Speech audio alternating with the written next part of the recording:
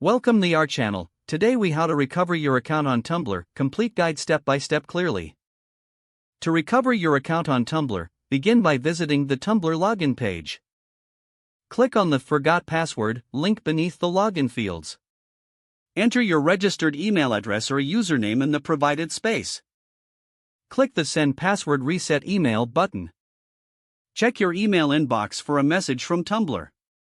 If you don't see the email, make sure to check your spam or junk folder. Open the email and look for the password reset link. Click on the link to be redirected to the password reset page. Create a new password that is strong and secure. Confirm your new password by entering it again in the provided field.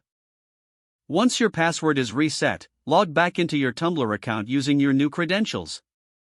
If you don't receive the password reset email, ensure you entered the correct email address. If you still can't access your email, use the Need More Help option on the login page. Follow the prompts to verify your identity through additional recovery options. If you have enabled two-factor authentication, follow the verification steps sent to your mobile device. After successfully resetting your password or verifying your identity, return to the login page. Enter your username or email along with your new password. Click the Login button to access your account. If you're still having trouble recovering your account, consider reaching out to Tumblr support for further assistance. If the page does not load, refresh the browser or try again in a private or incognito window. Make sure you are using the correct email address, then retype it carefully to avoid small typos. If your password is not accepted, use the reset option and create a new strong password you can remember.